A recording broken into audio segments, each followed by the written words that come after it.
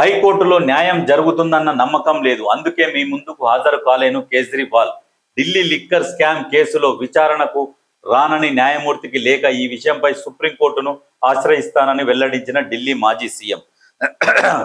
Liquor కేసులో మళ్ళీ వీళ్ళు ఏం చేశారంటే రౌస్ ఎవెన్యూ కోర్టు నుంచి హైకోర్టులో వేసిర్రు. వీళ్లకు క్లీన్ చీట్ ఇచ్చింది Rouse Avenue court. Clean chit ఇస్తే వీళ్ళు ఏం చేసిర్రు, ఎవరు సిబిఐ ఈడీ వీళ్ళు ఏం చేసారు, పోయారు మళ్ళీ హైకోర్టులో వేసారు కేసుని. హైకోర్టులో వేస్తే హైకోర్టుకు నేను రాను, నాకు నమ్మకం లేని సుప్రీంకోర్టుకు పోతా అని చెప్పేసి క్లియర్గా చెప్పిండు కేజ్రీవాల్. మళ్ళీ ఇందులో కవిత కూడా ఉన్నది అని అన్నారు. మరి వీళ్ళందరూ కలిసి మరి టీమ్గా పోతారా, మరి లేకుంటే ఇండివిజువల్గా పోతారా చూడాలి. డీజిల్ కొరత లేకుండా చూడాలి.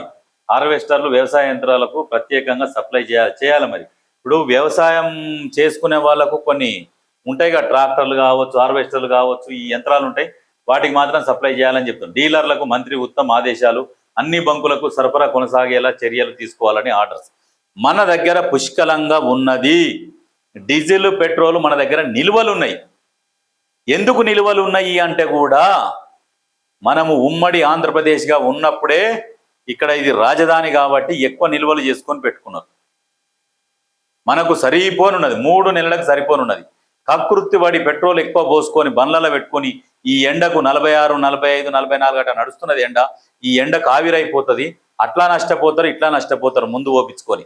అయితే పలు జిల్లాలో బంకుల ముందు భారీ క్యూలు, హైదరాబాద్లో కిలోమీటర్ల కొద్ది లైన్లు, సోషల్ మీడియా పుకార్లతో వినియోగదారుల్లో ఆందోళన, జనం ఎగబడడంతో చాలా బంకులు ఖాళీ. ఒక్కొక్కడు పోతున్నాడు, నిండా నింపుకొని పోతున్నాడు. మళ్ళీ వస్తుంది, మళ్ళీ ట్యాంకర్లలో పోపించుకుంటారు. మీరు లైన్ కట్టి ఇంకొకరికి దొరకకుండా ఇబ్బంది పెట్టడమే.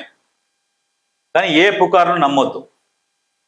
ఒక కోతిని పట్టుకుంటే 600, మహారాష్ట్ర ప్రభుత్వం ఆఫర్. ఒక్క కోతిని పట్టుకుంటే 600 రూపాయలట మహారాష్ట్ర సర్కార్ ఆఫర్ ఇచ్చింది. అయితే మేము లొంగిపోతాం సార్, పునరావాసం కింద మా అడవిని మాకు ఇచ్చేయండి చాలు, వెళ్ళిపోతాం. కోతులు ఏమంటున్నాయి, మేము లొంగిపోతాం, మీరు 600 ఎందుకు ఖర్చు పెట్టుకున్నాడు, మా అడవులు మాకు క్లియర్గా నీట్గా ఉంచుర్రి, ఆ చెట్లు నరకకుర్రి, అడవులని కబ్జాలు చేయకుర్రి, అడవులను మీరు కాపాడితే మేము పోయి మా అడవులకు మేము వెళ్ళిపోతాము. మీరు అడవులలోకి వచ్చి మీరు అడవులని నరికేస్తున్నారు కాబట్టే మేము ఊర్లలోకి రావాల్సి వస్తున్నది అని చెప్పేసి ఒక కార్టూన్ గీసిండు. దాంట్లో ఎంత అర్థం ఉన్నది చూడు.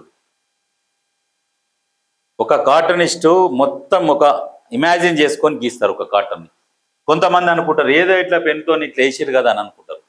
దాంట్లో ఒక అర్థం వచ్చేలా ఏదైనా సమాజంలో జరుగుతున్న దాన్ని, ఏం జరుగుతున్న దాన్ని దృష్టిలో పెట్టుకొని దానికి ఒక అర్థం వచ్చేలాగా కార్టూన్ గీస్తారు. ఇప్పుడు అంత అర్థం ఉన్నది దాంట్లో.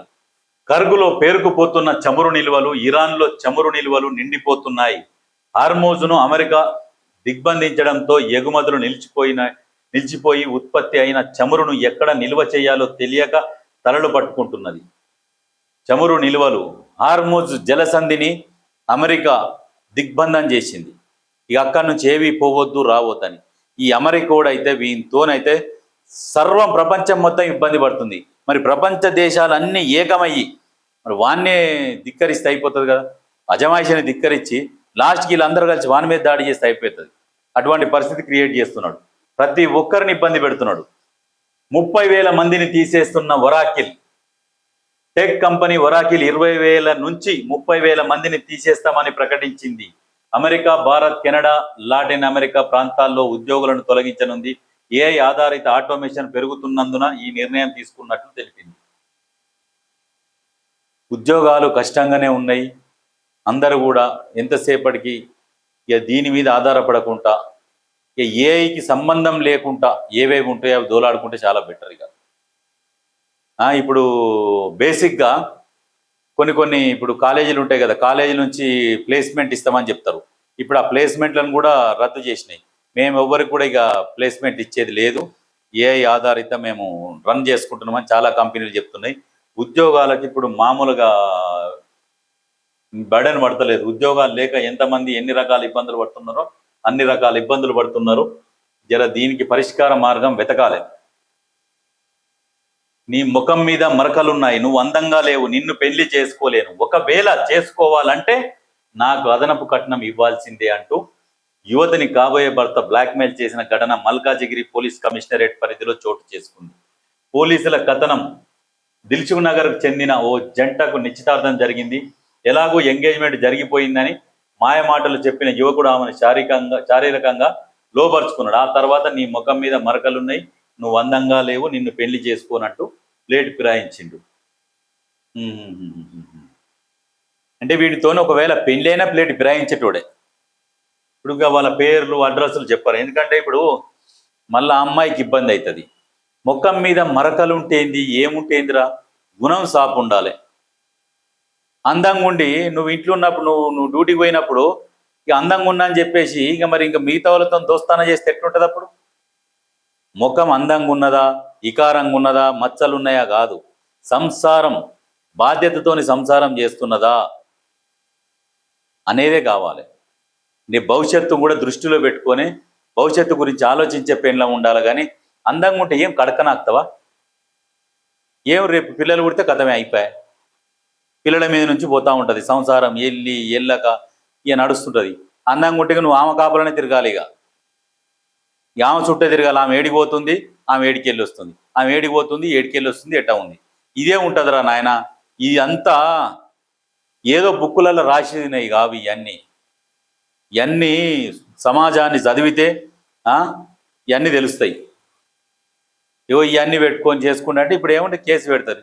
కేసు పెడితే తోడుకలు తీస్తారు. బిడ్డ ఊకనే పోయి కలిసినావు, ఊకనే పోయి బిగ్గర ఇక శారీరక సంబంధం పెట్టుకున్నావా, ఎటుకుడు పెళ్లి చేసుకుంటావా, అటువంటి అనేవి మరి పెళ్లి చేసుకోవాలి. అప్పుడు కలుస్తప్పుడు తెలియదా? అందుకని తెలివి ఉన్నోళ్ళని చేసుకోవాలి. అందంగా ఉన్నోళ్ళు కాదు ముఖ్యం, తెలివి ఉండాలి. వాళ్ళకు కూడా ఒక లక్ష్యం ఉండాలి. మాకు ఇది కావాలి, మేము భవిష్యత్తులో ఈ పని చేసుకోవాలి, ఇగో మేము ఇట్లా ఎదగాలనే ఒక ఆలోచన ఉండాలి. అందంగా ఉండి రోజు వచ్చినాయి, రోజు మింగి తిందాం, పోయి పబ్బుకు పోదాం, క్లబ్కు పోదాం, జీన్స్ ప్యాంట్ వేసుకుంటా, అది వేసుకుంటా, ఇది ముద్దుకుంటుందా కల్చర్? సిగ్గుండాలి, ఆలోచన చేయాలి. పొరగాలు కూడా అందం కాదురా నాయన, మంచిగా చదువుకున్నదా, తెలివి కల్లదా, భవిష్యత్తు మీద భయం ఉన్నదా, ఆలోచన ఉన్నదా, అటువంటి అమ్మాయి కావాలి. ఎవడన్నా నిజంగా తెలివి కల్లోడు ఇటువంటి ఆలోచనలు చేస్తాడు. కానీ ఇగో ఈ పనికి మాలినోడికి ఇటువంటి ఆలోచనలు చేస్తాడు. అందుకనే జాగ్రత్త.